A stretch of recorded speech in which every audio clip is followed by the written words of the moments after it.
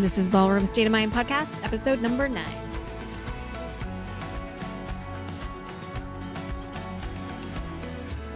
Hey, how are we doing today? I just recorded most of this podcast and then realized my mic was not on. So I'm sure that it's going to be so much better the second time through. What I'm talking about today is competitions and pre-competition coaching. And the reason I want to talk about this right now is because I'm going to a competition this week. In a couple of days, I'm headed to Nashville. I have never been to Nashville. I've never been to this competition. I'm going with my husband and a girlfriend, and we're going with a little group from our studio. And I'm so looking forward to it. I have a cousin there. I have a friend or two that live in Nashville too, and it's just going to be a good time. So before I go to a competition, I think about getting my head straight.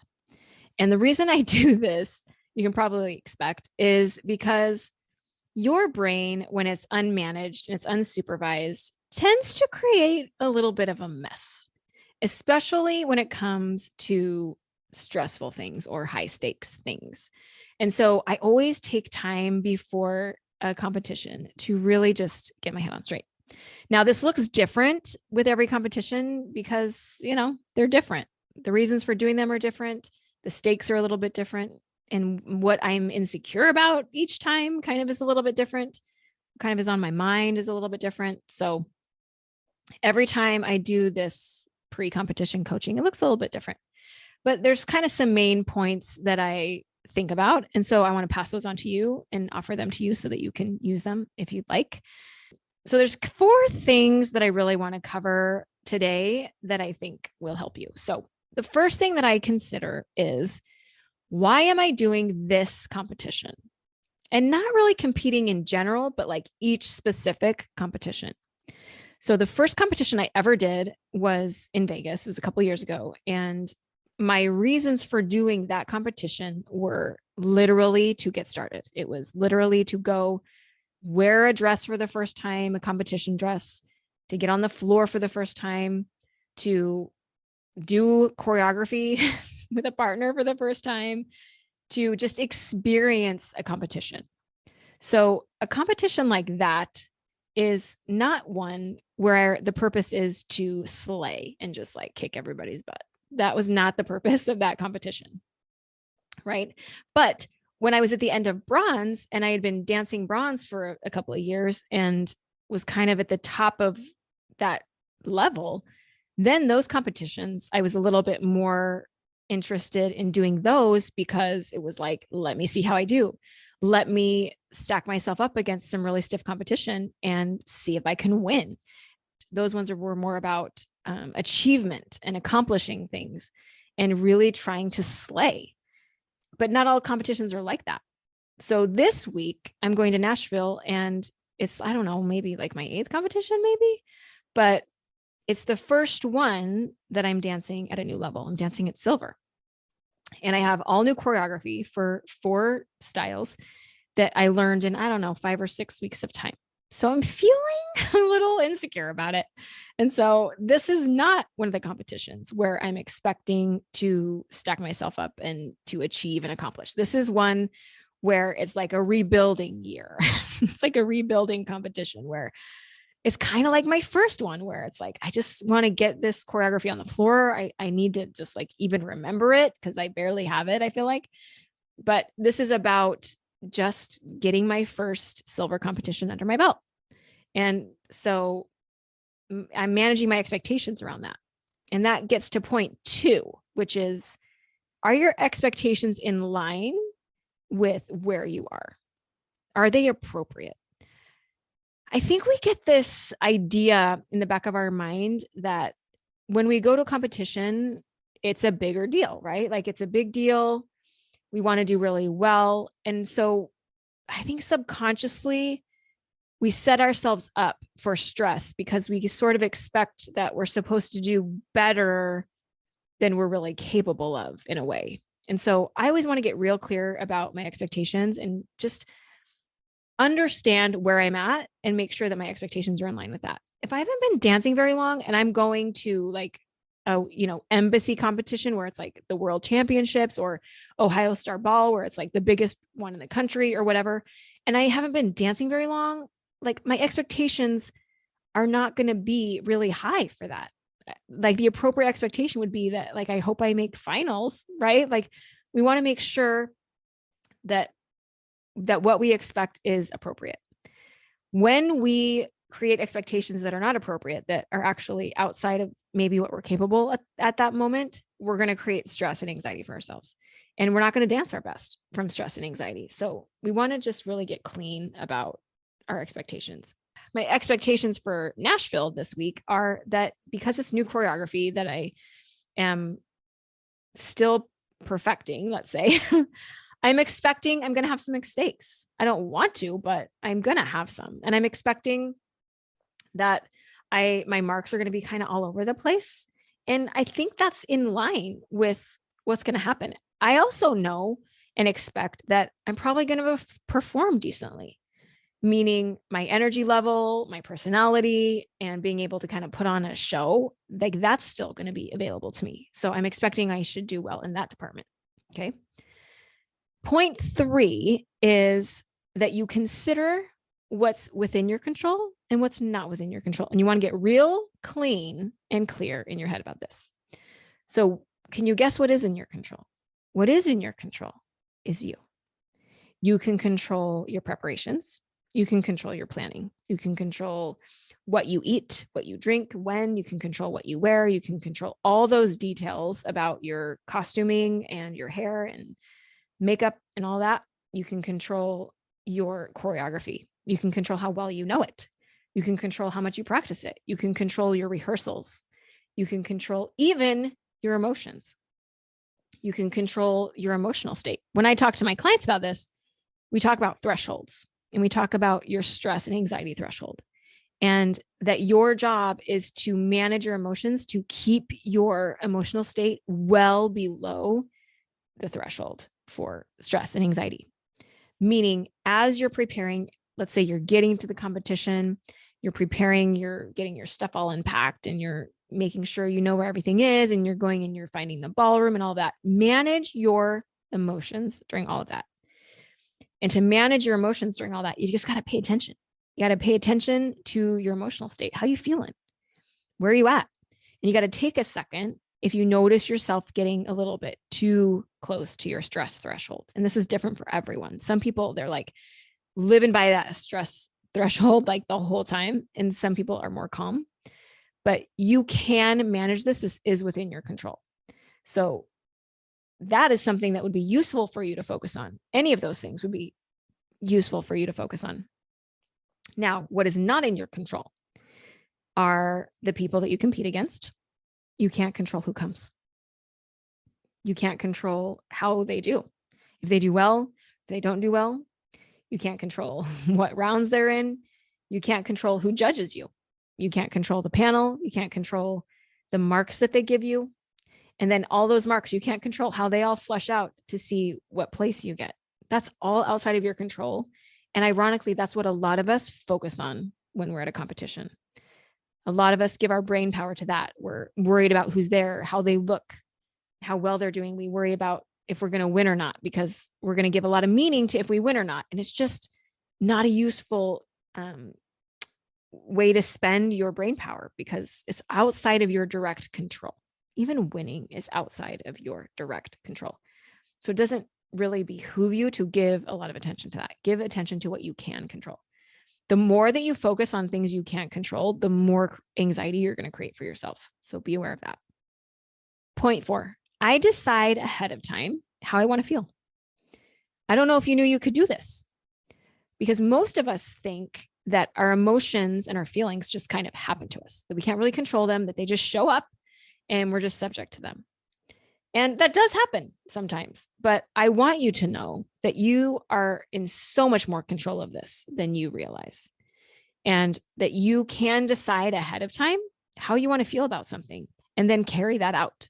Okay. Because the way you feel is going to be determined by how you think. So whatever you're thinking about, whatever your thoughts are about a thing, is the meaning that you give it. And that meaning that you give it is going to determine how you feel. So that's completely within your control, actually. So I decide ahead of time how I want to feel in each stage of a competition. So I'll decide ahead of time when I'm preparing for the competition, when I'm packing my bags, when I'm getting to the airport, when I'm on the plane, like when I'm at the hotel. I decide ahead of time what kind of an emotional state I want to be in for all of that prep. And that's a time when I want to keep it real low. I want to keep it real relaxed. Because there's no reason for me to be reaching my stress threshold at that point. So I really want to manage my thoughts and manage my mindset to keep myself really relaxed during that time. Still having a lot of fun, a lot of anticipation, being excited to go. And so that's the kind of emotional state that I want to choose. So if I'm getting to the airport and I'm finding myself a little bit stressed out already, then I want to manage my threshold. And I remember, oh yeah, I want to feel relaxed now. So what do I need to be thinking about and concentrating on to get myself into that relaxed, more or even more excited state? Okay. And then I want to think about how I want to feel during the competition. Like when I'm on the floor, what kind of emotional state do I want to be in? And I'll kind of imagine myself there. I'll visualize myself there. I'll visualize myself even if I'm doing well, if I'm not. And I decide ahead of time, how do I want to feel? And I want to feel in that case a little more focused, maybe a little bit more serious than the relaxed state I was in before the competition started. But I still want to be in kind of a relaxed, focused mode. Kind of think about athletes who are in the zone. Okay.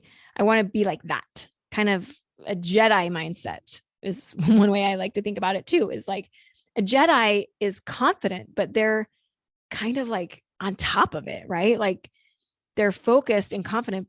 They're not freaking out, but they got a job to do and they're doing that job. So that's the kind of a mindset I want to adopt when I'm at competition.